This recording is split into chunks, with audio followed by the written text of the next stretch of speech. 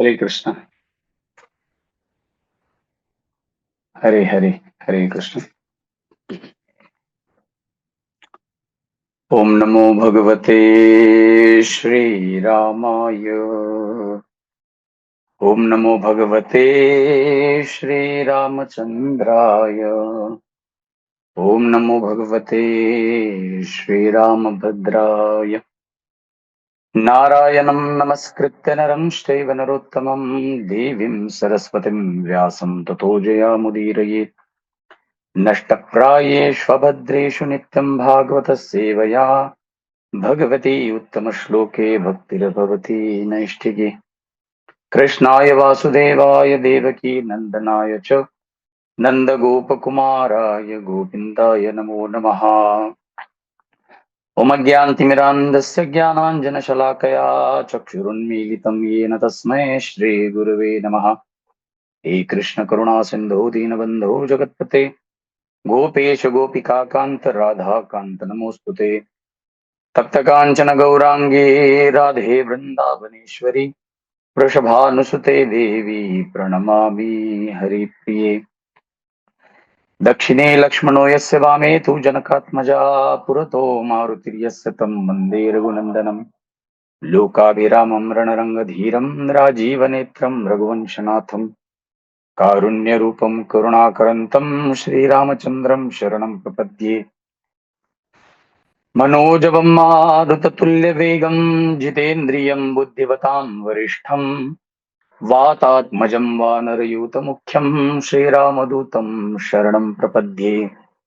कूजन्तं राम रामेति मधुरं मधुराक्षरम् आरुह्य कविताशाखा वन्दे वाल्मीकिकोकिलम्। मुखं करोति वाचालं पङ्गुं लङ्घयते गिरिं यत्कृपातमहं वन्दे श्रीगुरुं दीनतारिणम्। परमानन्दमाधवं श्रीचैतन्येश्वरम्।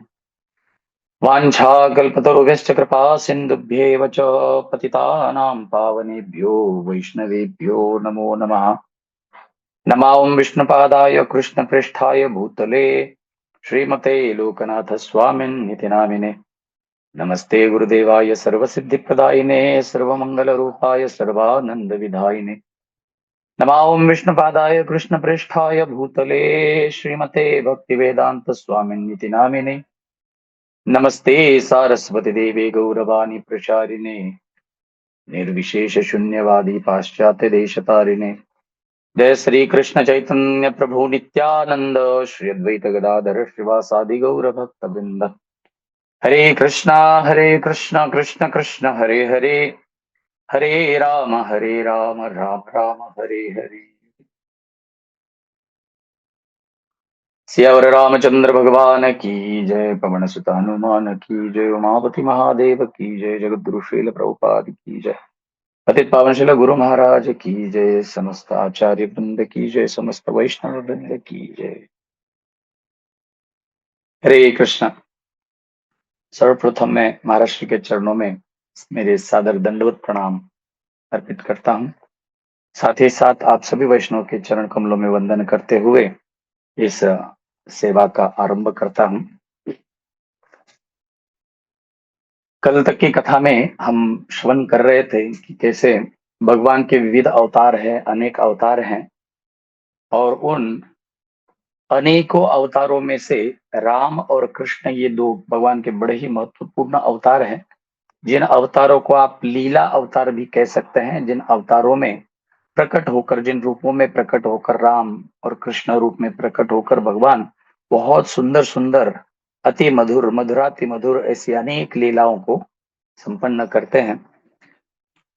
और मूल कारण हमने देखा भगवत गीता से, यदा यदा ही धर्मस्य ग्लानिर्भवति भारत अभ्युत्थानमधर्मस्य तदात्मानं सृजाम्यहम् परित्राणाय साधूनां विनाशाय च दुष्कृतां धर्म संस्थापनार्थाय संभवामि युगे युगे।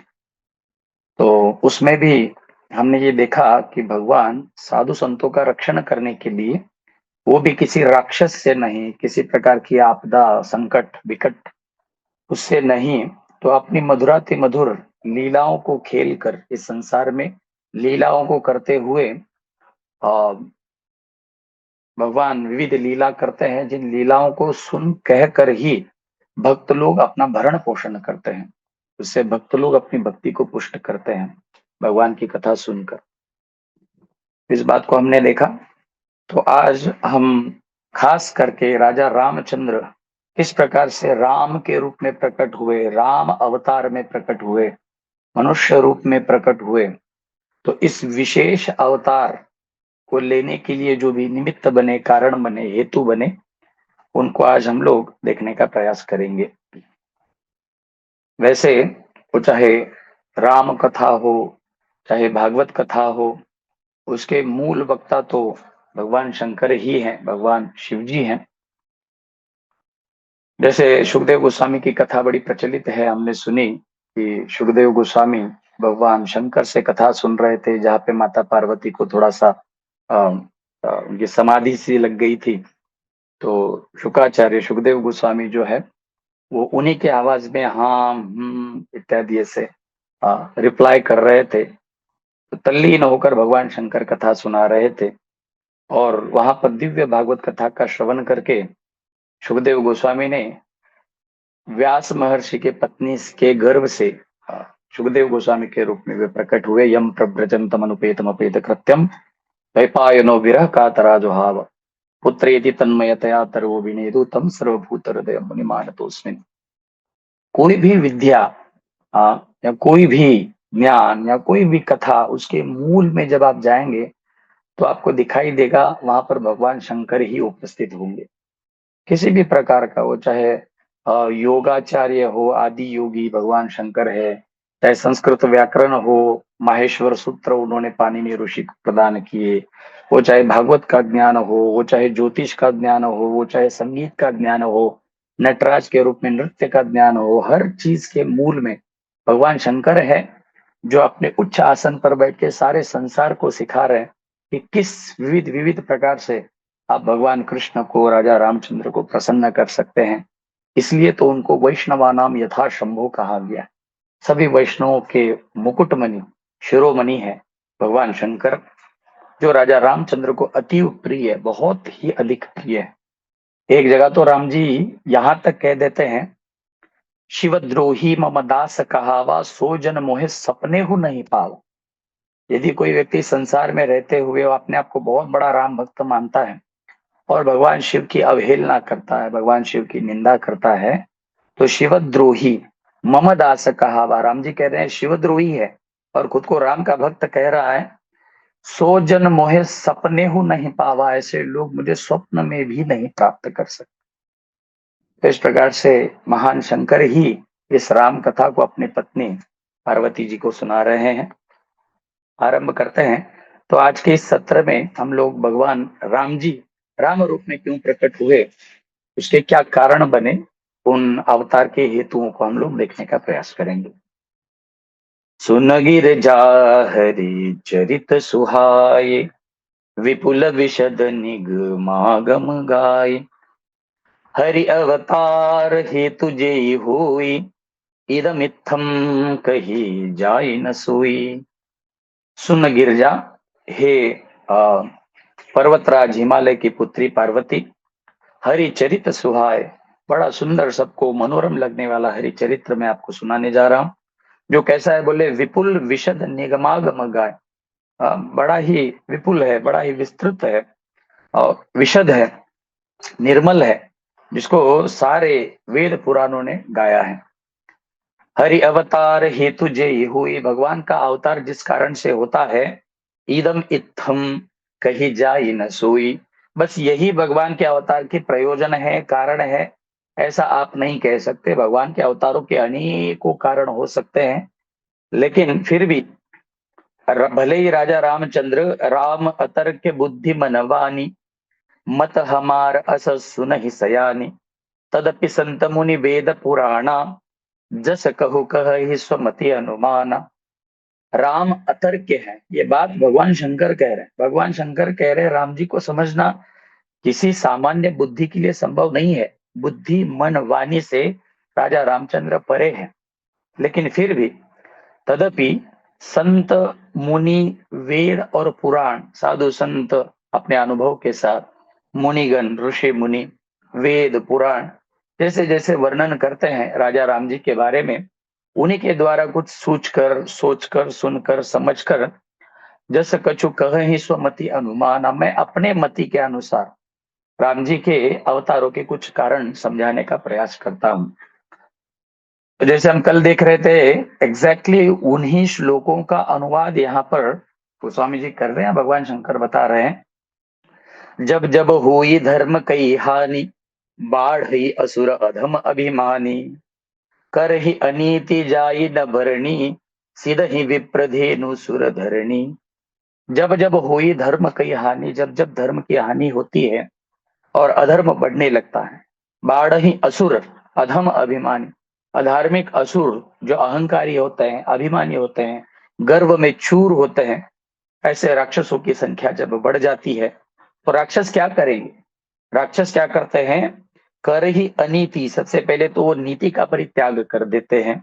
जाए नवरणी, इतना अन्याय इतना अत्याचार करने लगते हैं जिसका कोई वर्णन आप नहीं कर सकते। और सीध ही विप्र धेनु सुरधरणी, इससे विप्र ब्राह्मणों को, संतों को, भक्तों को, गौ माता को, देवी देवताओं को और खास करके धरणी माता को बहुत कष्ट होता है। तब तब प्रभु धरि विविध शरीरा, हर ही कृपा निधि सज्जन पीरा। तब तब ऐसी अवस्था में भगवान अलग अलग शरीर धारण करते हैं। कभी वराह बन के आते हैं, कभी मत्स्य बन के आते हैं, कूर्म बन के आते हैं, नृसिंह बन करके आते हैं, वामन, परशुराम इत्यादि भगवान अनेक अवतारों को धारण करते हैं। और हर ही कृपा निधि सज्जन पीरा, भगवान अपने भक्तों के कष्ट को दूर करते हैं। राम जन्म के हेतु अनेका, परम विचित्र एक ते एका। राजा रामचंद्र के रूप में भगवान जो प्रकट हुए हैं, तो उनके प्राकट्य के अनेक हेतु हैं, अनेक कारण हैं, और सभी परम विचित्र, सब एक से बढ़कर एक हैं और एकदम परम विचित्र है, बड़े सुंदर। सबसे पहला कारण उन्होंने बताया कि भगवान के दूत जय विजय जो भगवान के द्वारपाल थे, उनको ब्रह्मा जी के पुत्र सनत कुमार, सनक सनातन सनंदन सनत कुमार, ये जो चतुष कुमार है, उन्होंने भगवान के दो विशेष द्वारपालों को दंड दिया, अभिशाप दिया कि आप असुर कुल में प्रकट हो जाओ, राक्षस के रूप में प्रकट हो जाओ। तो यही बात यहाँ पर कही जा रही है। द्वारपाल हरि के प्रिय दो, जय अरु विजय जान सबको। इस संसार में जय विजय के नाम से जाने जाने वाले भगवान के ये दो द्वारपाल थे, भगवान के ये दो दूत थे, जिनको चतुष कुमारों ने श्राप दिया था। कथा आप सब लोग जानते हैं कि किस प्रकार से एक दिन ये सारे ब्रह्मवादी चतुष कुमार भगवान विष्णु के परम धाम वैकुंठ की ओर चल पड़े। तो रास्ते में जय विजय जी ने उनको रोका, क्योंकि ये जो चतुष कुमार हैं, सबसे पुरातन होते हुए, सबसे ब्रह्मा जी के आदि पुत्र होते हुए भी वे हमेशा अपने योग बल से, योग शक्ति से अपने आप को छोटा सा कुमार, कुमार के रूप में बनाए रखते हैं। कुमार अवस्था जो होती है, बताया गया है कि उम्र जन्म से लेके दो वर्षों तक की जो आयु होती है उसको शैशव अवस्था कहते हैं, शिशु अवस्था कहते हैं। और 3 से 5 वर्ष तक की जो आयु होती है उसको कुमार अवस्था कहते हैं। तो ये जो चतुष कुमार हैं, चारों कुमार, ये कभी भी 5 साल की आयु को पार नहीं करते। दिग्वाससः, दिगंबर हैं, दिशाही जिनके वस्त्र हैं, और हरिशरणम हरिशरणम हरिशरणम, ऐसे सदैव भगवान के नामों का उच्चारण करते तीनों लोगों को पावन करते घूमते रहते हैं। एक दिन वैकुंठ की ओर चल पड़े तो द्वारपाल जय विजय जी ने उनको रोका। तो जय विजय ने जैसे उनको रोका तो 4 कुमार बड़े नाराज हो गए और उन्होंने कहा, क्यों रोक रहे हो? तो इन दोनों जय विजय को लगा कि ये तो छोटे छोटे से बालक है और गलती से खेलते कूदते हो सकता है यहाँ पे आ गए हो। तो उन्होंने कहा, ये कोई खेलने का मैदान नहीं है, कोई क्रीड़ा आंगन नहीं है, तो आप अंदर नहीं जा सकते, भीतर नहीं जा सकते, आप छोटे छोटे से बालक हो। तो 4 कुमार ने कहा कि आप हमको बालक समझते हो, इसका अर्थ आप किसी अन्य को बड़े भी समझते होंगे। तो इस संसार में जिसके दृष्टि में द्वंद्व है, वो व्यक्ति इसी संसार में रहता है, वो भगवान के धाम जाने के लायक नहीं होता है। भगवान के धाम वे ही लोग जा सकते हैं जिनकी दृष्टि द्वंद्वातीत हो गई है, जिनकी दृष्टि में द्वंद्व नहीं है। भगवान ने भी गीता में काफी बार इसको पुश किया है, इसको कहा है, त्रैगुण्य विषया वेदा निस्त्रैगुण्यो भवार्जुनो निर्द्वंदो नित्य सत्वस्थो निर्योग क्षेम आत्मवान। निर्द्वंद अर्जुन, निर्द्वंद बनो, द्वंद्व से मुक्त हो जाओ। द्वंद्वातीतो विमत्सरः, भक्त द्वंद्वातीत होता है, और जिसमें द्वंद्व नहीं होता। द्वंद्व का अर्थ है दो, द्वंद्व। जैसे ये छोटे बालक हैं तो कोई बड़ा भी होगा, ये काला है, ये गोरा है, ये स्त्री है, ये पुरुष है, ये धनी है, ये गरीब है, ये ऊंच है, ये नीच है, ये ऐसा है, ये वैसा है, ये है, ये वो। तो इस तरह का भाव जिस व्यक्ति के हृदय में है, ऐसे लोग भगवान के धाम में, खास करके वैकुंठ में नहीं निवास कर सकते। तो इन द्वारपालों को क्रोध में आकर उन्होंने श्राप दे दिया। क्रोध में आकर कहा कि आप इस धाम में रहने लायक नहीं हो, आप नीचे चले जाओ, भूलोक में चले जाओ। तो कहीं कहीं ऐसा भी वर्णन है कि उन्होंने 7 जन्म लेने का श्राप दे दिया। 7 जन्म आप लोगे। तो भागे भागे वहां पर भगवान आए, भगवान नारायण। जब उन्होंने देखा अपने द्वार पर कुछ कोलाहल चल रहा है, तो भगवान विष्णु स्वयं वहां पर आए और उन्होंने 4 कुमारों से क्षमा याचना की। उन्होंने कहा कि स्वामी के सेवक जब अपराध करते हैं तो वह अपराध सेवकों का नहीं होता है, उनके स्वामी का होता है। तो ये मेरे सेवक हैं, इसलिए मैं आपसे क्षमा चाहता हूँ, माफी मांगता हूँ। तो 4 कुमार बड़े ही लज्जित हो गए, उनको बुरा लगा कि अरे भगवान हमारे पैर पड़ रहे हैं, क्षमा याचना कर रहे हैं। तो उन्होंने दया करके ऐसा शाप उनको प्रदान किया, आप चिंता न करो, आपके पास एक ऑप्शन मैं देता हूं, एक चॉइस। देखो, श्राप तो निकल गया है, श्राप जो दिया गया है वो तो वापस नहीं आ सकता, लेकिन आपको एक पर्याय ये दिया जाता है, या तो आप 7 जन्म भगवान के भक्त बनकर धरती पर रहो, अन्यथा भगवान से विमुख एक भयंकर राक्षस के रूप में आप असुर कुल में जन्म लो, तो केवल और केवल 3 जन्मों में ही आप वापिस आ सकते हो। तो आपकी चॉइस है, या तो आप भक्त बन के 7 जन्म बिताओ, या फिर राक्षस बन के 3 जन्म। तो जय विजय ने कहा कि नहीं नहीं, हम तो बस 3 जन्म में कहाँ भगवान से दूर रहे, भगवान के वैकुंठ धाम से दूर रहे, तो हम 3 ही जन्मों में वापिस आना चाहते हैं, हमको 3 जन्म मिले, भले ही राक्षस के मिले। तो ये 3 जन्म इन्होंने दैत्यों के जन्म धारण किए, और साथ ही साथ एक विशिष्ट प्रकार का आशीर्वाद 4 कुमारों ने दिया कि आप जैसे ही असुर कुल में आओगे, राक्षस दैत्य बनकर आओगे, तो भगवान श्री हरि ही अवतार लेके आपका वध करेंगे, कि यहाँ आपका वध के रूप में आपका उद्धार करेंगे और पुनः आप अपने नित्य पद को प्राप्त कर सकोगे। तो ऐसा विशेष श्राप कहो या आशीर्वाद कहो, जय विजय को प्राप्त हुआ। तो ये भी एक निमित्त बना, ये कारण बना। भगवान वे कहते हैं, विप्र श्रापते दुनवो भाई तामस असुर देह तिन पाही कनक कपीस अरुहाटक लोचन जगत विदित सुरपति मद मोचन। जब जब ये अवतार लेते थे, यहाँ पे बड़ा सुंदर एक शब्द आया, जगत विदित सुरपति मद मोचन। ये जब भी इन्होंने अवतार लिया, तब तब उन्होंने देवराज इंद्र को बहुत परेशान किया।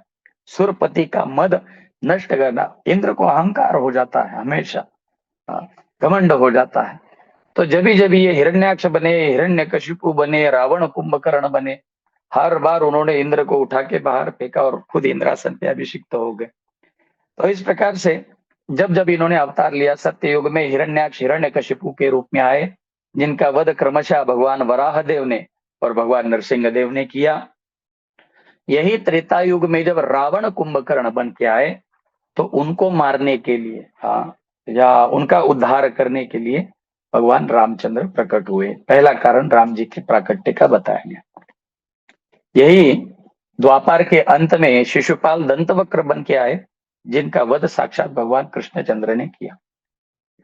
और कभी कभी आचार्य बड़ी सुंदर कथा ये भी सुनाते हैं, जब उनको पता चला ये जय विजय को कि ये भगवान के ब्रह्मा जी के जीवन, मतलब दिन का 28वां विशेष युग है, जिसमें साक्षात भगवान कृष्ण आते हैं द्वापर के अंत में, और उन्हीं के बाद तुरंत गौरांग महाप्रभु आते हैं, चैतन्य महाप्रभु अपने मूल रूप में प्रकट होते हैं।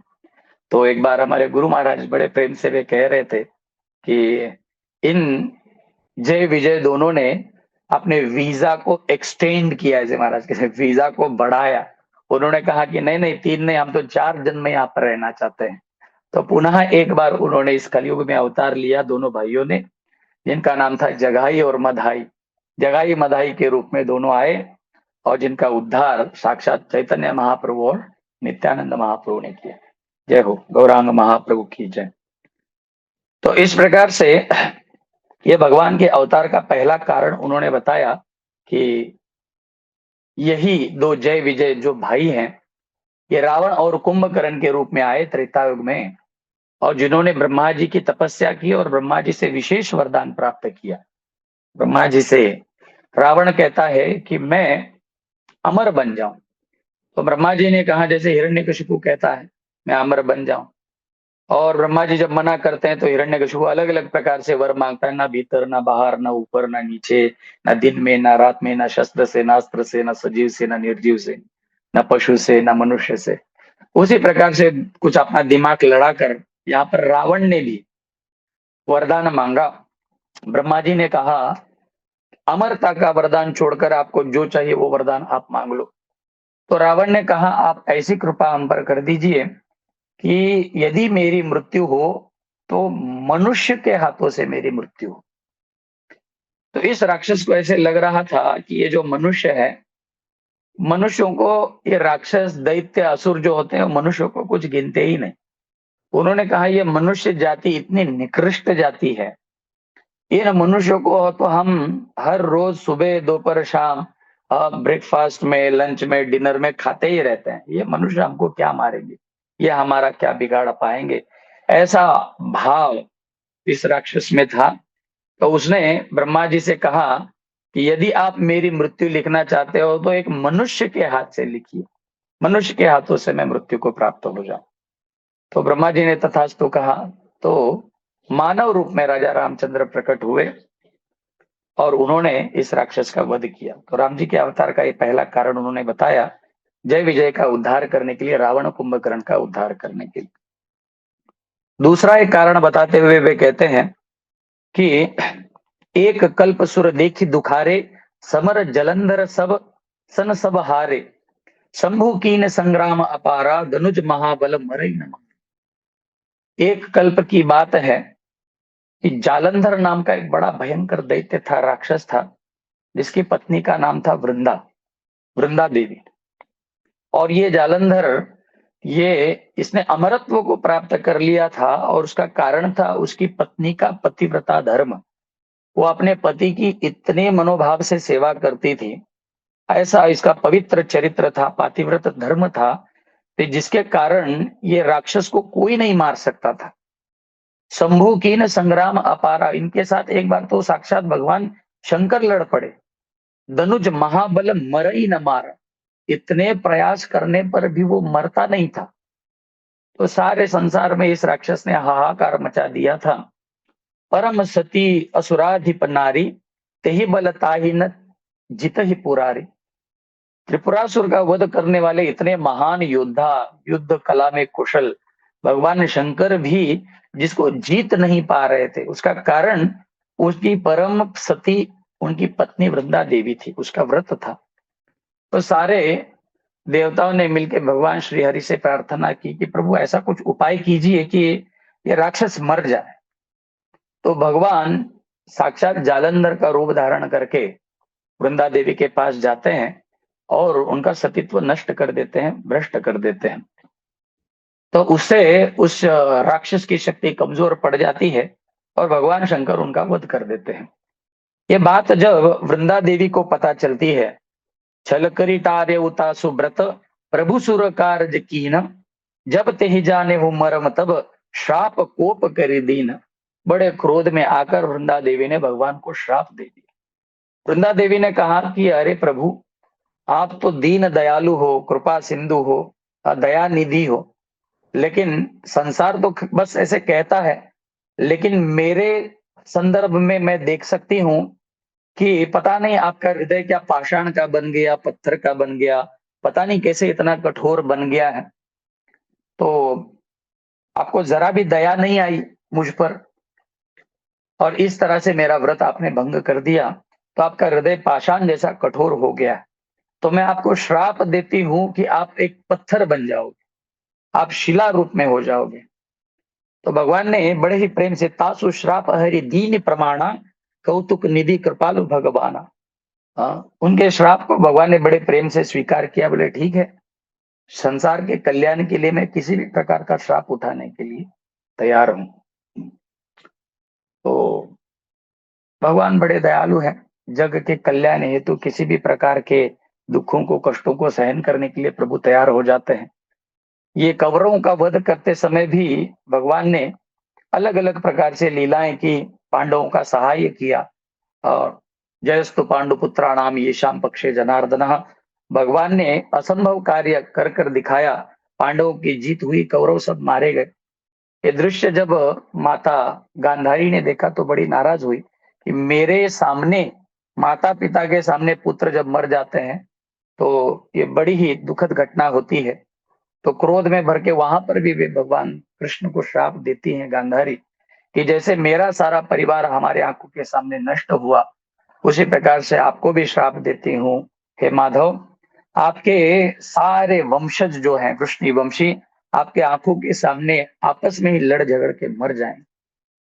तो ये उनकी वाणी को भी या उनके श्राप को भी भगवान कृष्ण ने स्वीकार किया। तो यहाँ पर भी ये वृंदा देवी से इस श्राप को स्वीकार करते हैं। लेकिन भगवान वृंदा देवी से कहते हैं कि देखो, इस बात को तुम भी जानती हो कि तुम्हारा पति अधर्मी था, अधार्मिक था, गलत कार्य करता था, लोगों को परेशान किया करता था, और किसी भी प्रकार से उसको मारना ये अनिवार्य था। लेकिन ऐसे अधार्मिक व्यक्ति का पक्ष लेने के कारण ये जो जितनी भी तुम्हारी तपस्या है, व्रत है, आपका ये जो विशेष पातिव्रत व्रत है, धर्म है, तो इसका कोई लाभ तो हो नहीं रहा था। तो इसलिए चूंकि आप भी एक अधार्मिक व्यक्ति अधर्मी का पक्ष ले रही थी, तो आप भी अपराधी हो, इसलिए आपको भी मैं श्राप देता हूं। भगवान ने कहा आप भी एक पेड़ के रूप में हो जाओ, आप एक पेड़ के रूप में हो जाओ। तो वृंदा देवी ही तुलसी महारानी बनती है, वृंदा देवी तुलसी महारानी।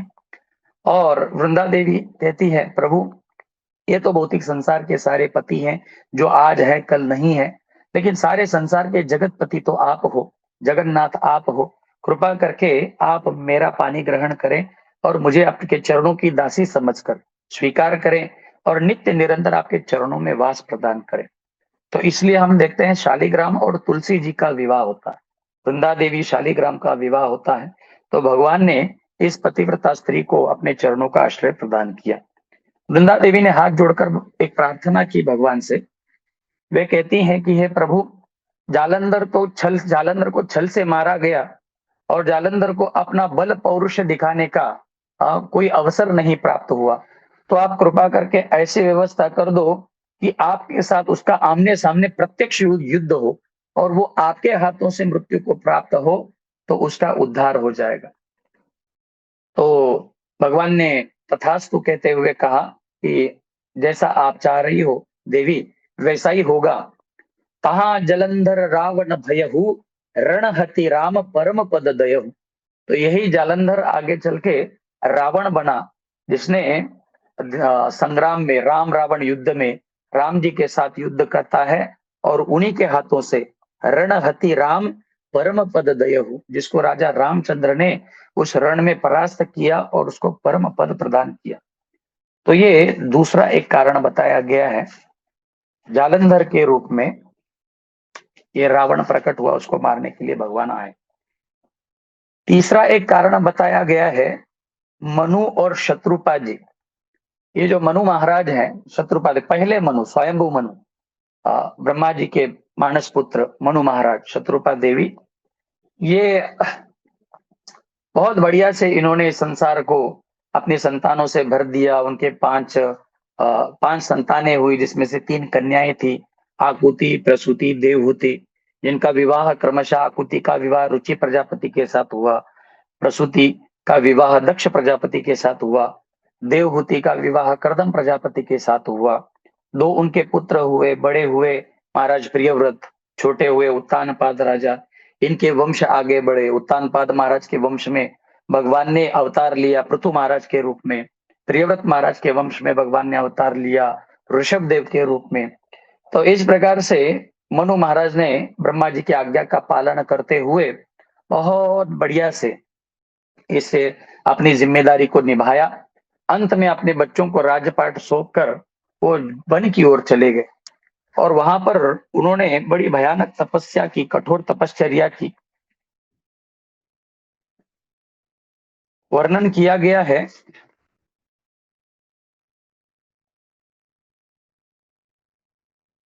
उन्होंने लगभग 23,000 वर्षों तक तपस्या की। ए विधि बीते वर्ष छठ, सहस बारी आहार, संवत सप्त सहस्त्र पुनि, रहे समीर आधार। बीते वर्ष छठ, 6,000 वर्षों तक बारी आहार, जलपान करके उन्होंने तपस्या की और उसके बाद में संवत सप्त सहस्त्र पुनि, रहे समीर आधार, और फिर 7,000 वर्षों तक केवल जलपान करना भी बंद कर दिया। वे केवल वायु पवन आहार करके उन्होंने बिताया। तो 6,000 और 7,000 हुए 13,000। और आगे चल के वर्ष सहस दश त्यागे त्यागे उसो, ठाड़े रहे एक पद दो। दोनों पति पत्नी 10,000 वर्षों तक उन्होंने जल भी छोड़ दिया, वायु भी छोड़ दिया। दोनों पशु क्षमा कीजिए, दोनों पति पत्नी जो है मनु महाराज और शत्रुपा देवी, एक पैर पर वे खड़े रहे, ठाड़े रहे एक पद दो। और इस प्रकार से उन्होंने भयंकर, वो 13,000 वर्ष, ये 10,000, लगभग 23,000 वर्षों तक उन्होंने बड़ा ही भयंकर तप किया। भाव कुछ नहीं था, उनके मन में कोई इच्छा नहीं थी। सहज उनका मन लग गया था कि अभी विरक्त हो गए, घर संसार से मुक्त हो गए, तो थोड़ी तपस्या करनी चाहिए, तपश्चर्या, भगवान को प्रसन्न करना चाहिए। बिना कोई आशा अपेक्षा के वे इस प्रकार की तपस्या कर रहे थे।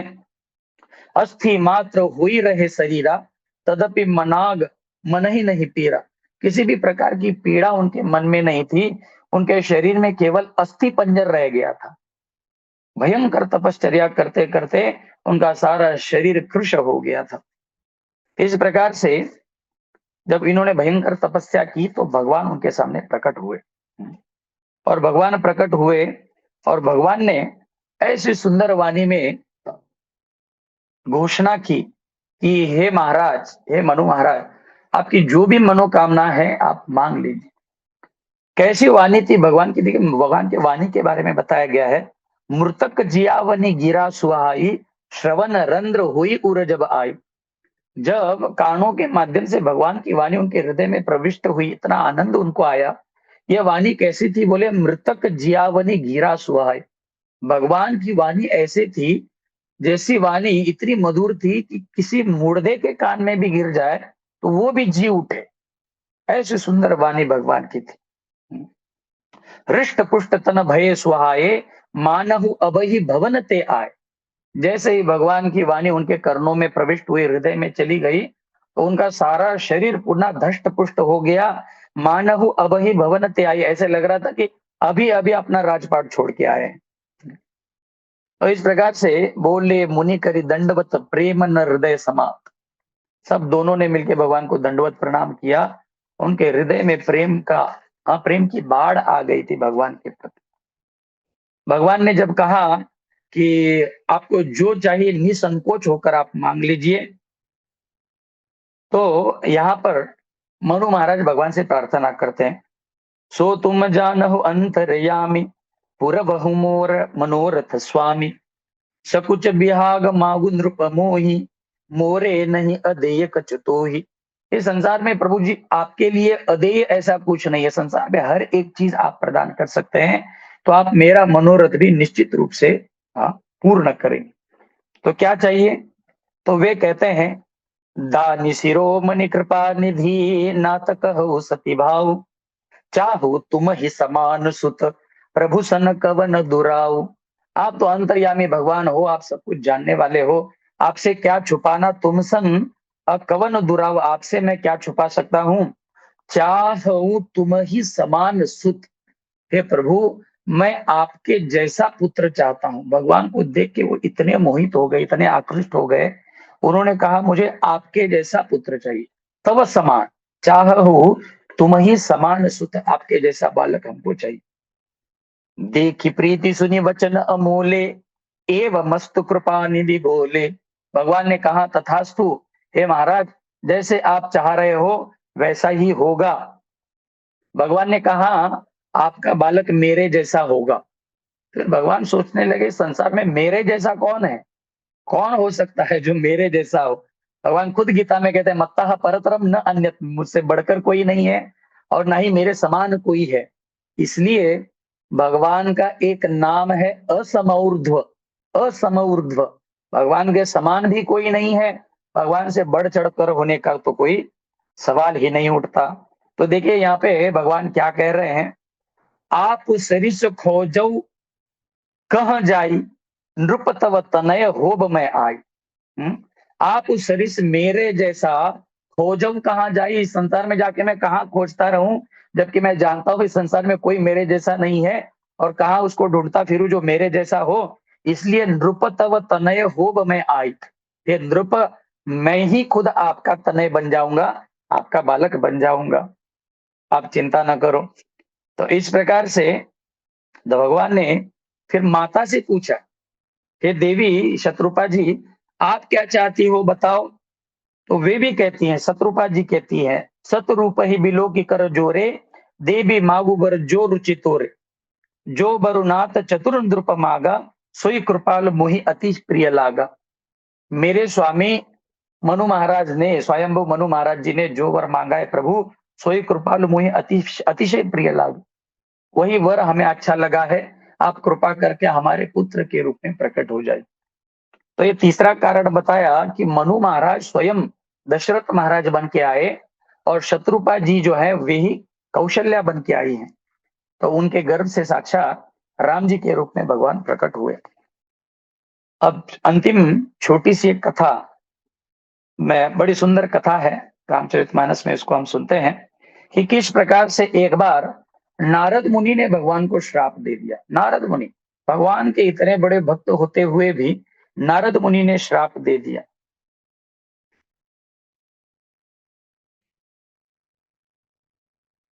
महादेव जी हंसकर कह रहे हैं,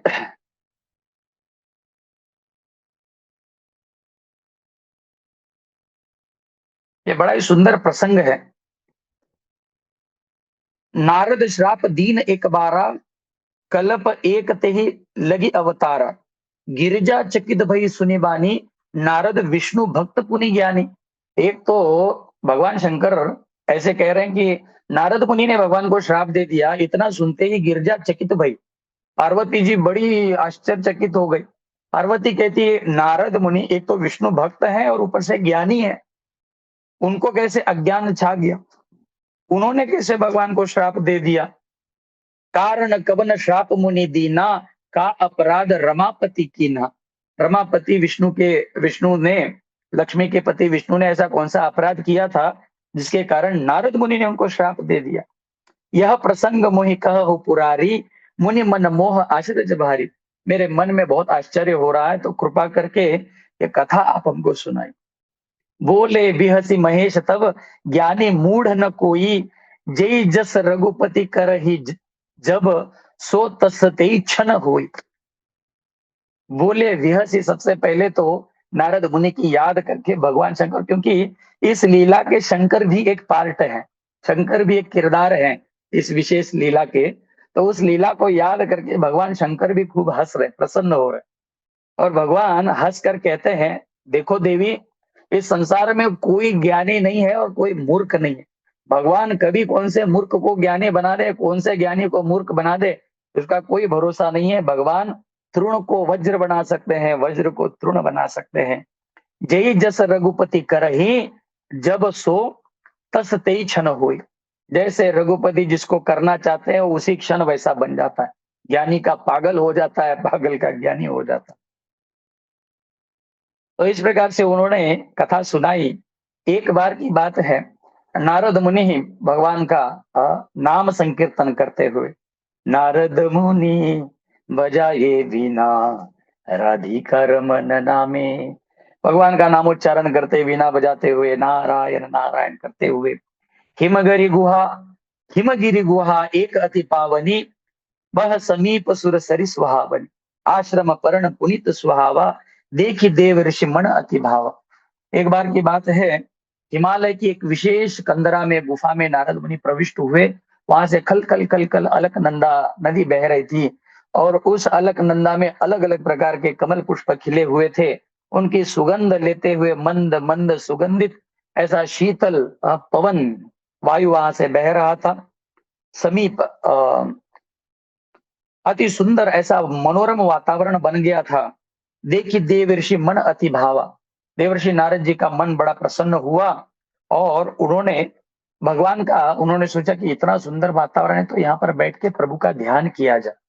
तो जैसे ही वो भगवान का ध्यान करने लगे, सुमिरत श्री हरि श्राप गति बाधी, सहज विमल मन लागी समाधि, सहज उनका मन समाधि में लग गया, सहज समाधि में लग गया। वैसे नारद मुनि को विशिष्ट प्रकार का श्राप है। दक्ष प्रजापति ने उनको श्राप दिया कि आप एक स्थान पर टिक नहीं सकते, लेकिन उस स्थान का ऐसे प्रभाव था जहां पर नारद मुनि का श्राप नारद मुनि पर कार्य नहीं कर रहा था, और नारद मुनि वहां पर स्थिर हो गए। और जैसे ही नारद मुनि वहां पर स्थिर हो गए, मुनि गति देख सुरेश डेराना, काम ही बोली कीन सनमान।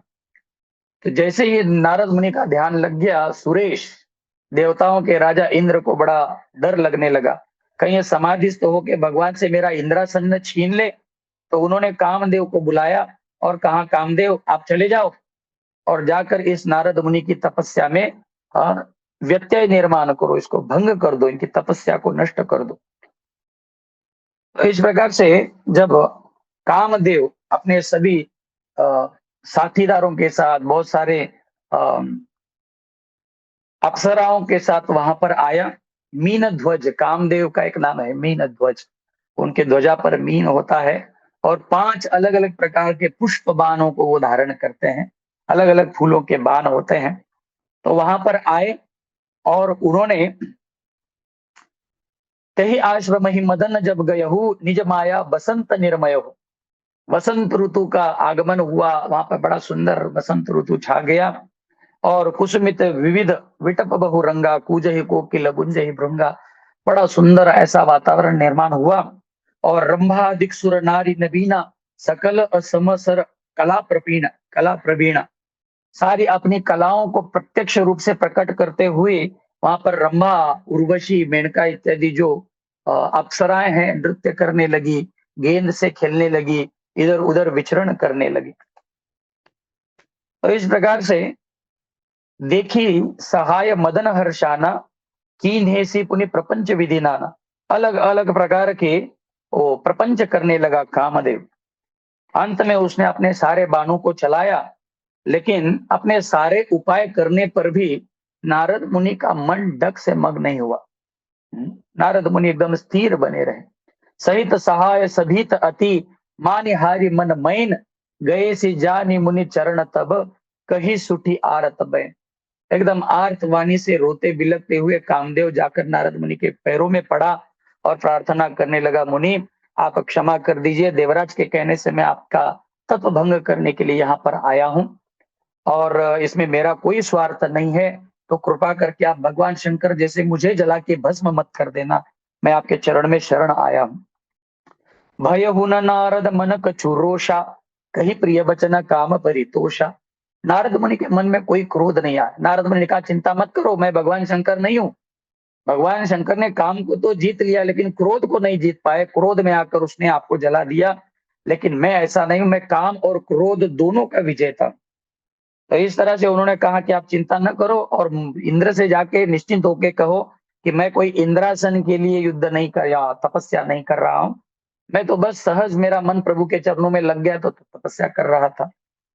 नाई चरण सिर आयस पाई, गये मदन तब सहित सुहाई, अपने संगतियों को लेके, साथियों को लेके मदन चला गया। इस प्रकार से जब इनके मन में ये भाव आया कि देखो सही में मैं भगवान शंकर से भी बढ़ चढ़ करके हो गया। भगवान शंकर ने तो काम को तो जीत लिया, लेकिन क्रोध को न जीत पाए। उन्होंने क्रोधाविष्ट होकर उस कामदेव को जलाकर भस्म कर दिया। लेकिन मैं तो भगवान का इतना महान भक्त बन गया हूँ, इतना विशेष भक्त बन गया हूँ। मैंने तप भी किया, मैंने काम को भी जीत लिया और क्रोध पर भी नियंत्रण रखा। तो इस लीला को किसी ना किसी को तो सुनाना पड़ेगा। तब नारद गवने शिव पाही, जीता काम अहम अहम इति मन माही। काम को मैंने जीता है, ऐसा अहंकार का अंकुर बीजांकुर उनके हृदय में प्रकट हुआ। और कामदेव को मैंने जीता है, क्रोध को मैंने जीता है, ऐसे अहंकार के साथ अब वे कैलाश लोक गए और मार चरित शंकर ही सुनाई, अति प्रिय जानी महेश सिखाए। हाँ, और एकदम बड़ा चढ़ाकर अपने चरित्र को, ऐसा ऐसा हुआ, कामदेव आया, ये किया, वो किया, ऐसा किया। लेकिन मैं डर से मग्न नहीं हुआ, मेरा मन स्थिर रहा और ऊपर से मैंने आपके जैसा क्रोध भी नहीं किया। भगवान शंकर शंकर को उन्होंने सारा चरित्र सुनाया। अति प्रिय जानी महेश सिखाए। भगवान शंकर ने बड़े प्रेम से इन सारी लीलाओं को सुन लिया और कहा, नारद मुनि आप सही में धन्य हो, महान हो, आपके चरणों में अनंत कोटि नमन। लेकिन मैं आपको एक सीख देना चाहता हूं, आप इस पर थोड़ा सा विचार कीजिए। बार बार बिनबऊ मुनि तो ही, जिमि यह कथा सुनाय हु मोही, तिमि जनि हरि ही सुनावहु कबहु, चले हु प्रसंग दुराए तबहु। वे कहते हैं कि जैसा वर्णन करके आपने मुझे ये चरित्र सुनाया है, मैं आपके चरणों में निवेदन करता हूं, ऐसी कथा आप जाके भगवान श्री हरि विष्णु को मत सुनाना, विष्णु को मत सुनाना। शंभु दीन उपदेश हित, नहीं नारद ही सुहान, भरद्वाज कौतुक सुनहु, हरि इच्छा बलवान। यहाँ पर याज्ञवल्क्य मुनि भी ये कथा भरद्वाज मुनि को सुना रहे हैं। भरद्वाज वे कहते हैं, कौतुक सुनहु हरि इच्छा बलवाना। इस संसार में हरि की इच्छा से बढ़कर कुछ हो ही नहीं सकता। भगवान की इच्छा इतनी बलवान है, इतना सुंदर उपदेश भगवान शंकर ने दिया है। लेकिन विनाश काले विपरीत बुद्धि, बिना सोचे समझे नारद मुनि जो है वो सीधा चले गए वैकुंठ लोक और वहां पर जाकर लंबी चौड़ी कथा उन्होंने भगवान श्री हरि को सुनाई। हर्षि मिले उठी रमा निकेता, बैठे आसन ऋषि समेता, बोले बिहचरी बिहसी चराचर राया, बहुते दिन न कीन मुनि दाया। हे महामुनि, बहुत दिनों के बाद आए हो, क्या कारण है आपके आने का? कोई विशेष प्रयोजन? तो काम चरित नारद सब भाषे, यद्यपि प्रथम बरजी शिव राखे। भगवान शंकर ने उनको मना किया था, लेकिन फिर भी काम को जो उन्होंने जीता था, काम विजय की अपनी खुद की लीला उन्होंने एकदम बड़ा चढ़ाकर भगवान श्री हरि से कही। अति प्रचंड रघुपति कई माया, जेहि न मोह अस को जग जाया। भगवान शंकर कहते हैं, संसार में ऐसा कौन व्यक्ति है जो भगवान की शक्ति माया के चंगुल से बच गया हो। अति प्रचंड रघुपति कई माया। दैवी, भगवान खुद कहते हैं, दैवी हेषा गुणमयी मम माया दुरत्या। इस प्रकार से भगवान की माया से कौन बचा हुआ है जो नारद मुनि बच जाएंगे। तो इस प्रकार से जब उन्होंने चरित्र कहा,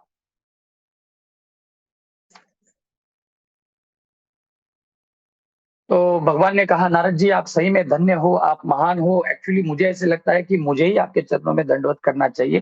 नारद मुनि ने कहा कि नहीं नहीं प्रभु। नारद कहो सहित अभिमाना, कृपा तुम्हारी सकल भगवाना। हे प्रभु, ये तो मेरा कोई महात्म्य नहीं है, ये तो बस आप ही की कृपा से संभव हो पाया, वरना मैं तो एक तुच्छ भक्त हूँ। कभी कभी ऐसा होता है, ऊपर ऊपर से बोला जाता है, तो इसको दंभ कहते हैं। ऊपर से मुख से कुछ और कहा जा रहा है, भीतर कुछ और भाव है, अंदर से तो लड्डू फूटे जा रहे हैं। अरे भगवान प्रसन्न हुए, भगवान को मैंने बताया कि देखो मैं कितना महान हूँ, ऐसा हूँ वैसा हूँ। करुणा निधि मन दिख बिचारी, उर अंकेर हो गर्भ तरु भारी। भगवान करुणा निधि, उन्होंने देखा कि उनके हृदय में एक महान पेड़ बन गया है अहंकार का, तो इसको नष्ट करना तो मेरा कर्तव्य है। तब नारद हरि पद सिर नाई, चले हृदय अहमति अधिकाई। अहमति अधिकाई, उनका अहंकार और बढ़ गया और बढ़ गया, और भगवान को प्रणाम करके वहां से निकल पड़े। श्रीपति निज माया तब प्रेरी, सुनहु कठिन करनी ते केरी। भगवान ने ऐसी कठिन अवस्था निर्माण की, भगवान श्रीपति ने निज माया तब प्रेरी, अपनी माया को आगे भेजा, कहा कि नारद मुनि की बुद्धि थोड़ी सी ठिकाने पर लानी है, माया देवी अपनी लीलाओं को प्रस्तुत करो। इतना सुनते ही महामाया ने नारद मुनि के रास्ते में ही एक निर्जन स्थान पर इतना सुंदर एक नगर बनाया। बस ही नगर सुंदर नर नारी, श्रीनिवासपुर उसको कहते हैं, श्रीनिवासपुर। वीर चेऊ मग महु नगर, तेहि सत जोजन विस्तार। श्रीनिवासपुर ते अधिक, रचना विविध प्रकार। श्रीनिवासपुर उन्होंने बनाया। श्रीनिवास मतलब जहां पर माया देवी श्रीनिवास कर रही है, माया निवास कर रही, भगवान की शक्ति निर्वास कर रही। बस ही नगर सुंदर नर नारी, जनु मनु मन सिज रति तनुधारी। वहां पर जितने भी स्त्री पुरुष थे वो सारे रति देवी और कामदेव जैसे सुंदर थे सारे लोग। नारद मुनि ने जब देखा कि इतना सुंदर ये नगर मैंने तो जीवन में कभी नहीं देखा, तो नारद मुनि उस नगर में श्रीनिवासपुर में चले गए और उन्होंने देखा कि अरे वाह, कितने सुंदर लोग यहाँ पर विचरण कर रहे, तो इनका राजा कितना सुंदर होगा। तो जैसे राजमहल में प्रविष्ट हुए तो वहां के जो राजा थे उनका नाम था शील निधि महाराज। ते पूर्व बसई शील निधि राजा, अगणित हय गय सेन समाजा। तो शील निधि राजा जैसा उनका नाम था। शील निधि, शील के मतलब चरित्र के वे आगार थे, सागर थे, बड़े ही विनम्र थे, शील दया से युक्त थे, चरित्र से युक्त थे। तो नारद मुनि को उन्होंने लाया, नारद मुनि को उच्च आसन पर बिठाया, उनके चरणों का धोवन पाद प्रक्षालन हुआ। और नारद मुनि ने उनको जब पूछा कि राजन आपका परिचय, तो कहते हैं नारद मुनि, मैं आपका दास शील निधि महाराज इस श्रीनिवासपुर का राजा हूं, और राजा के भांति मैंने अपने सभी कर्तव्यों को पूर्ण किया है। मेरे राज्य में सारी प्रजा बड़ी सुंदर है, बड़ी प्रसन्न है, लेकिन एक पिता होने के नाते मैं बहुत दुखी। बोले क्या आपको दुख है? तो उन्होंने कहा कि मेरी एक कन्या है जिसका नाम है विश्व मोहिनी। जैसा उसका नाम वैसा ही उसका रूप, विश्व मोहिनी मेरी एक कन्या है और मैं चाहता हूं उसका विवाह हो। तो चूंकि आप त्रिकालज्ञ हो, आप कृपा करके मेरी कन्या के लिए सुयोग्य वर बताइए। तो इतना सुनते ही नारद मुनि तो अहंकार में थे, उन्होंने कहा हाँ मैं त्रिकालज्ञ हूँ, लाइए बुलाइए अपनी बेटी को, मैं उसका हाथ इत्यादि देखकर उसका भविष्य देखकर बता दूंगा। तो वो आई, अपने चेहरे को ढकती हुई घूंघट ओढ़कर आई। जैसे ही नारद मुनि को उन्होंने जलपान आदि कराया तो नारद मुनि ने झुक के उनका रूप देखा, तो ये भगवान की ही विशेष माया है। तो नारद मुनि जैसे उन्होंने देखा उस स्त्री को, विश्व मोहिनी को, नारद मुनि एकदम स्थिर हो गए, स्तब्ध हो गए, जैसे कोई चित्र बना दिया हो नारद मुनि का, ऐसे एकदम नारद मुनि अवाक हो गए। नारद मुनि ने देखा कि मैंने पूरे जीवन काल में, मैं तीनों लोकों में भ्रमण करता हूं, इतनी सुंदरता मैंने आज तक नहीं देखी। तो नारद मुनि को पूछा, प्रभु जी आप उनका भविष्य बताने वाले थे? बोले हाँ हाँ, इसका विवाह अवश्य होगा। और कौन होगा पति, कौन होगा तो ये तो आपको समय में ही पता चलेगा, समय पर ही पता चलेगा। लेकिन जो भी इसका पति होगा वो त्रिगुणेश्वर होगा, तीनों संसार में उसका मान सम्मान होगा।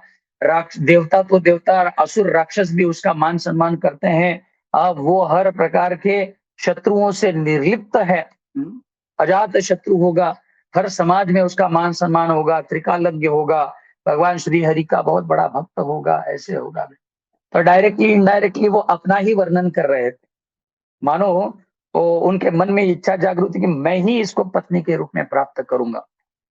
तो उन्होंने शील निधि महाराज से हाथ जोड़ के निवेदन किया। नारद मुनि ने कहा आप एक काम करो, इस कन्या का आप स्वयंवर कर दो, ये अपने मर्जी से चुनेगी, आप डिक्लेयर कर दो, घोषणा कर दो, तीनों लोकों में जितने भी सुंदर सुंदर राजकुमार आएंगे सबसे सुंदर जो होगा, क्योंकि ये इतनी सुंदर है, विश्व को मोहित करने वाली विश्व मोहिनी, तो इसको अपने अनुरूप पति मिलना चाहिए। तो इसका आप क्या करो, स्वयंवर करो। तो शील निधि महाराज ने स्वयंवर की घोषणा कर दी। तो नारद मुनि वहां से सीधा भागे और जिस जैसे वो निकल गए थे वैकुंठ से, उल्टे पाव सीधा वैकुंठ पुनः आकर भगवान श्री हरि के पास पहुंचे और हाथ जोड़कर भगवान से प्रार्थना करने लगे, हे प्रभु अति आरत कही कथा सुनाई, करहु कृपा करी हो सहाय। आप दया करो, आप कृपा करो, आप ही मेरी सहायता कर सकते हो। बोले क्या? आपन रूप देहु प्रभु मोहि, आन भाति नहीं पावह कोई। वे कहते हैं मेरा मन उस विश्व मोहिनी के प्रति आकृष्ट हो गया है, आप कृपा करके अपना ये जो हरि वाला रूप है, हरण करने वाला, सबके चित्त को आकृष्ट करने वाला, आकर्षित करने वाला, सबके मनों को हरने वाला, ये हरि रूप आप हमें कृपा करके प्रदान करो। जय विधि नाथ होई हित मोरा, करहु सो बेगी दास मैं तोरा। मैं आपका दास हूँ, जीवन भर आपकी सेवा करता रहा, क्या आज तक कभी मैंने आपसे कुछ मांगा है? पहली बार प्रभु आपसे कुछ मांग रहा हूं, तो ऐसी दया करो प्रभु, ऐसी कृपा करो कि मुझे आपका ये हरि रूप प्रदान करो, जिस रूप को ले जाके मैं उस स्त्री को मोहित कर सकूं और विश्व मोहिनी के साथ विवाह कर सकूं। निज माया बल देखी दिशाला, ये हंसी बोले दीन दयाला।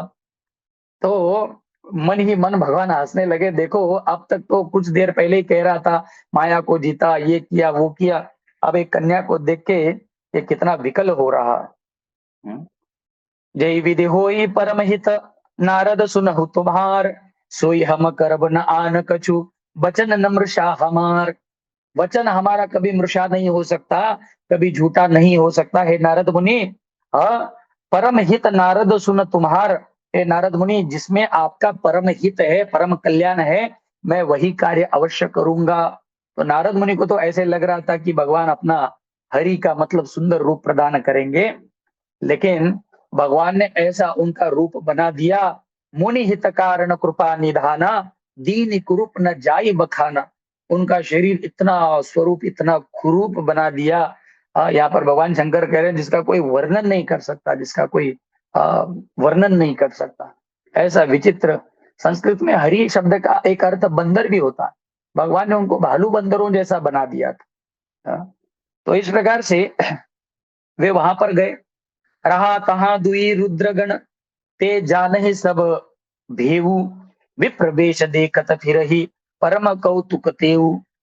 वहां पर दो रुद्र अनुचर, भगवान शंकर के दो दूत थे, जो नारद मुनि के, नारद मुनि सीधा वहां पर जाके बैठ गए, बिना आईने में देखे सीधा जाकर बैठ गए। उनको तो विश्वास था कि भगवान हरि का रूप प्राप्त हुआ है, तो इस कन्या ने तो मेरे गले में हार डाला। तो जाकर वहां पर बैठे, तो उनके बगल में दो रुद्रानुचर बैठे थे, रुद्र के दो अनुचर बैठे थे, और ये जानबूझकर नारद मुनि को पंपिंग कर रहे थे, नारद मुनि को जो है वो फुला रहे थे, उनकी बारंबार स्तुति कर रहे थे। देखो ए भैया सुनो, वो इसको कह रहा है, वो उसको कह रहा, इतना सुंदर पुरुष आपने देखा, हम तो फालतू में यहाँ पर आए हैं, मुझे तो लगता है विश्व मोहिनी इन्हीं के गले में हार डाले, इन्हीं के गले में माला डालेगी। तो इस प्रकार से नारद मुनि की स्तुति करते हुए बैठे थे, और नारद मुनि का अहंकार और बढ़ता जा रहा, अभिमान और बढ़ता जा रहा। इस प्रकार से जैसे ही वो कन्या वहां पर आई वरमाला लेकर, जैसे नारद मुनि के सामने आई तो बड़ी दुखी हो गई, बड़ी दुखी हो गई कि अरे ऐसा ऐसा कुरूप व्यक्ति कौन आ सकता है, और इसको कैसे लगा होगा कि मैं इसके साथ विवाह करूंगी। तो इस प्रकार से वो कन्या जो है नारद मुनि को थोड़ा सा नेग्लेक्ट करते हुए आगे निकल गई। नारद मुनि को लगा शायद ध्यान से इसने देखा नहीं होगा, तो नारद मुनि दूसरे क्रमांक से दूसरी तरफ से आके पुनः उसके सामने बैठ गए। तो ये कन्या बोली ये क्यों बंदर बार बार सामने आ रहा है? तो कन्या बड़ी दुखी हुई, बड़ा टेढ़ा मेढ़ा मुंह करके वो वहां से निकल पड़ी। देखते ही देखते सारा साज समाज वहां पर बैठा है। तो उस राजमहल में मुख्य द्वार से एक बड़ा ही सुंदर, सुशील, सर्वगुण संपन्न एक राजकुमार आता है, और जैसे वो राजकुमार वहां पर प्रविष्ट होता है, तो कन्या विश्व मोहिनी उसको देखकर मोहित होती है, और उस माला को ले जाके उस बालक के, उस राजकुमार के गले में डालती। जैसे उस राजकुमार के गले में वो माया विश्व मोहिनी हार पहनाती है, नारद मुनि का स्वप्न चूर चूर हो जाता है। नारद मुनि बड़े रुष्ट हो जाते हैं, बड़े क्रोधित हो जाते हैं, ये कैसे संभव हुआ? भगवान श्री हरि तो संसार के सबसे सुंदर व्यक्ति है, उनका रूप मैंने प्राप्त किया है, लेकिन फिर भी ये स्त्री मुझसे आकृष्ट नहीं हुई, इसका क्या कारण है? तो इस प्रकार से जब नारद मुनि ने पुनि जल दीख रूप निज पावा, तदपि हृदय संतोष न आवा, फरकत अधर कोप मन माही, सपदि चले कमलापति पाहे। उन्होंने सबसे पहले तो देखा कि चलो जाकर देखता हूं मेरा रूप कैसे है। तो उन्होंने एक जल कुंड में अपना चेहरा देखा, जैसे ही चेहरा देखा तो एकदम क्रोधित हुए। फरकत अधर, होठ कांपने लगे, मन में एकदम कोप आया, भयंकर क्रोधित हुए, और अपना रूप देखकर परेशान हो गए, बोले भगवान ने मुझे बंदर बनाया है, भगवान ने मुझे भालू जैसा, बंदर जैसा रूप प्रदान किया, वनचर जैसा रूप प्रदान किया है। और ये बगल में जो दोनों बैठे हुए थे, ये मुझको बार बार कह रहे सुंदर हो सुंदर। वो दोनों खूब जम के हंस रहे थे जब नारद मुनि की ऐसी निंदा हुई। तो नारद मुनि ने उनको श्राप दे दिया, हो निशाचर जाहि तुम, कपटी पापी दो, हसे हम ही सो फल, सो लेहु फल, बहुरे हसे मुनि को। इससे आगे जीवन में किसी मुनि की आप निंदा न करें, या किसी मुनि का आप अपमान न करें। इसलिए मैं आपको श्राप दे रहा हूं, हे कपटी दोनों भाई, तुम दोनों निशाचर बन जाओ, राक्षस बन जाओ। तो ये जो रुद्रानुचर थे, रुद्र के जो दो भक्त थे, ये रावण और कुंभकर्ण बन के आए नारद मुनि के उसी श्राप से। और वहां पर उनका मन भरा नहीं, वो सीधा कहाँ चले, फरकत अदर कोप मन माही, सपदि चले कमलापति पाही। जहां लक्ष्मीपति नारायण बैठे हैं, वहां पर वो चले गए। परम स्वतंत्र नसीर पर को, भाव ही मन करहु तुम सोई, भले मंद मंदेव भल करहु, विस्मय हर्ष न किय कछु धरहु। वे कहते हैं कि आपसे बढ़कर कोई नहीं, आपसे सुप्रीम अथॉरिटी कोई नहीं है, इसलिए आप जो है स्वतंत्र हो गए हो, आप पर किसी का नियंत्रण नहीं रहा, इसलिए आजकल आप कपटी व्यवहार करने लग गए हो। असुर सुराभिषेक शंकर ही, आपु रमा मणि चारु, स्वार्थ साधक कुटिल तुम, सदा कपट व्यवहारु। आपने हमेशा कपट का व्यवहार किया है, सारे देवी देवता राक्षसों को उकसाकर मंदराचल का मंथानी बनाकर समुद्र मंथन करवाया, और जैसे ही उसमें से जहर निकला तो आपने क्या किया, विष शंकर ही, आपने वो जहर बेचारे भोले बाबा शंकर को पिलाया। और रमा मणि चारु, रमा के साथ कौस्तुभ मणि जो अच्छी अच्छी चीजें हैं उसको अपने पास रखा। इसलिए आप संसार के सबसे ज्यादा कुटिल व्यक्ति हो, कपटी व्यक्ति हो, और ये कपट तो आजकल आपके व्यवहार में भी दिखाई दे रहा है प्रभु। इसलिए मैं आपको श्राप देता हूं।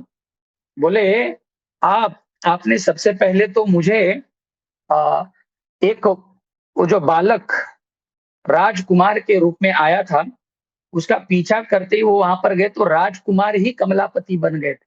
वो साक्षात भगवान थे, और उनके बगल में लक्ष्मी जी भी खड़ी थी, और उनके बगल में विश्व मोहिनी कन्या भी खड़ी थी।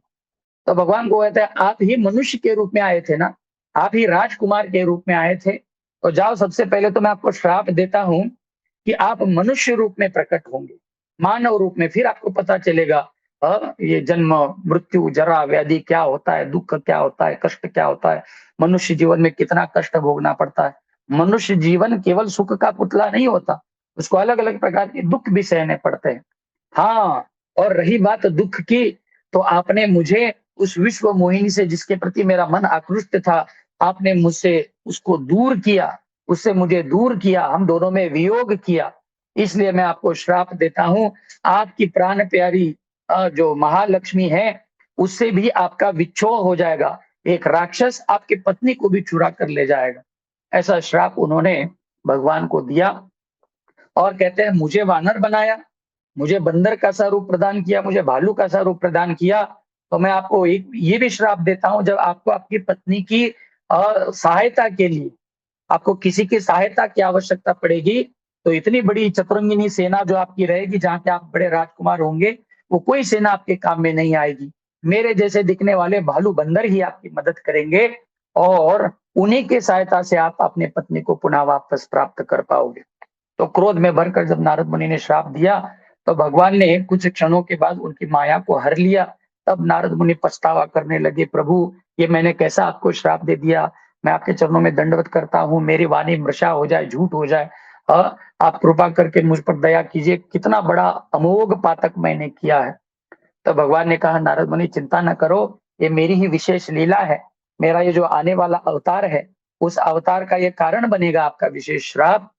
तो नारद मुनि के श्राप को सिद्ध करते हुए भगवान मनुष्य रूप में राम अवतार में प्रकट हुए, और नारद मुनि के श्राप से उनका सीता जी के साथ विच्छोह हुआ, और सीता जी के साथ विरह हुआ, और भालू बंदरों की ही सहायता से उन्होंने रावण को परास्त किया। और वो जो दो निशाचर थे, वे दोनों ही रावण कुंभकर्ण बन के आए थे, जिनका उद्धार साक्षात भगवान रामचंद्र के हाथों से हुआ है। तो ऐसे बहुत सारे अनगिनत कारण हैं, जिन कारणों को लेकर भगवान राम जी के रूप में प्रकट हुए। रामचरितमानस में बड़ी सुंदर सुंदर ये कथाएं आई हैं। भागवत में जहां पर किम पुरुष वर्ष का वर्णन है 5वें स्कंद में, वहां पर हनुमान जी अपने मित्रों से कहते हैं कि भगवान इस धरातल पे आते हैं। वैसे तो बहुत सारे कारण हैं, लेकिन एक बड़ा सुंदर कारण वहां पर हनुमान जी कहते हैं कि भगवान का अवतार केवल राक्षसों को मारने के लिए नहीं होता। मर्त्यावतारस्तु यह मर्त्य शिक्षणम रक्षो वधायै वन केवलम विभो। इस संसार में केवल राक्षसों का वध करने के लिए भगवान नहीं आते, तो मर्त्यावतारस्तु यह मर्त्य शिक्षणम, मर्त्य लोगों को कुछ सीख देने के लिए, कुछ सिखाने के लिए, कुछ समझाने के लिए भगवान आते हैं। हाँ, तो भगवान का एक नाटक होता है, एक लीला होती है, जो भगवान अपने मित्रों को, पार्षदों को, पत्नी को, स्त्री को, अपने सारे सखाओं को, सखियों को, माता पिता को, धाम को लेकर इस धरातल पर प्रकट होते हैं। और आपके जैसे, हमारे जैसे जो भक्त होते हैं, उनका उद्धार, उनका कल्याण करने के लिए ऐसी विविध विविध लीलाओं को करते हैं। ये लीलाओं को अपने भक्तों के माध्यम से लिखवाते हैं अलग अलग ग्रंथों में, जिसके श्रवण कीर्तन से ही हम अपने जीवन का उद्धार कर सकते हैं। तो भगवान आते हैं तो कुछ सीख प्रदान करने के लिए आते हैं। संक्षिप्त में कहूं तो आप रामचंद्र जी के चरित्र में देख सकते हैं कि भगवान जब इस संसार को दिखा रहे थे कि आदर्श पुत्र क्या होता है, तो त्यक्त्वा सुदुष्टिज सुरेप्सितला राज्य लक्ष्मी, भागवत में कहा गया है कि ऐसी राज्य लक्ष्मी, दशरथ महाराज का राज्य इतना समृद्ध था, इतना ऐश्वर्यशाली था कि देवराज इंद्र को भी उसकी इच्छा, उसकी कामना थी। अरे, राज्य हो तो अयोध्या जैसा राज्य होना चाहिए, स्वर्ग कोई राज्य है? हाँ, ये इंद्रासन कोई आसन है?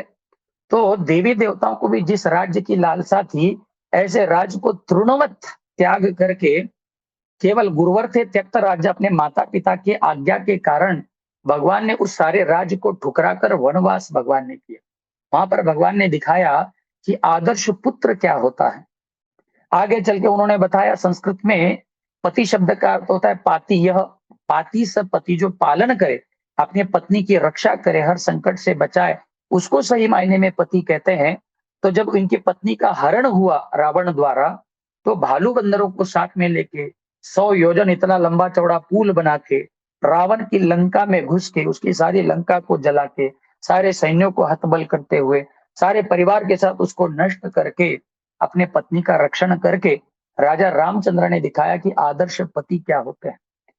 और इतने कष्ट से प्राप्त की गई सीता, जब वे राजा के रूप में अभिषिक्त हुए, राजा बने, तो उन्होंने देखा कि राजा तो प्रधान सेवक होता है, प्रजा ही उसका अपना सच्चा परिवार होता है। तो प्रजा की असंतुष्टि देखकर एक धोबी कह रहा था अपने पत्नी को डांटते हुए, क्या मुझे राम समझती हो? इतने महीनों तक रावण की सन्निधि में रह के आई सीता को उन्होंने स्वीकार किया, मैं तुम्हें स्वीकार नहीं करूंगा। तो ऐसा सुनकर उन्होंने इतने कष्ट से प्राप्त की सीता, रावण को मार के उस सीता का भी हंसते खेलते परित्याग किया, सीता महारानी का, ये दिखाने के लिए कि आदर्श राजा क्या होता है। तो राम जी का चरित्र बड़ा ही मर्यादा से युक्त है, मर्यादा पुरुषोत्तम राम है। राजा रामचंद्र जी हमको सिखाते हैं आदर्श पुत्र क्या होता है, आदर्श पति क्या होता है, आदर्श राजा क्या होता है। तो राम जी का चरित्र बड़ा ही आदर्श है। तो इसलिए हमें राम जी से प्रार्थना करनी चाहिए कि ऐसा अद्भुत आदर्श हमारे जीवन में भी प्रकट हो, ताकि ऐसा आदर्श जीवन व्यापन करते हुए हम भगवान श्री हरि की नित्य निरंतर सेवा करते रहें। हरे कृष्णा कृष्ण कृष्णा हरे हरे, हरे राम राम राम हरे हरे। तो आज की इस कथा को मैं यहाँ पर विश्राम देता हूँ। कल रामनवमी है, तो हम लोग राम के जन्म की विशेष कथा को कहेंगे। और इस 3 दिन दिवसीय सत्र को राम की जन्म की लीला, और यदि कुछ समय बचता है तो भगवान की कुछ बाल लीलाओं को करेंगे। वनवास आदि भगवान की लीलाएं थोड़ी सी हृदय को द्रवीभूत करने वाली, त्रस्त करने वाली कथाएं हैं। क्योंकि राम जी का प्रादुर्भाव है, रामनवमी है, तो हम राम जी की मधुराति मधुर जन्म लीला और बाल लीला को ही देखने का प्रयास करेंगे।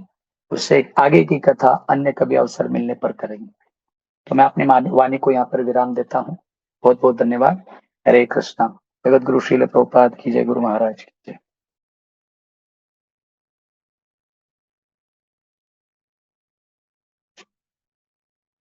पद्ममाली प्रभु हैं।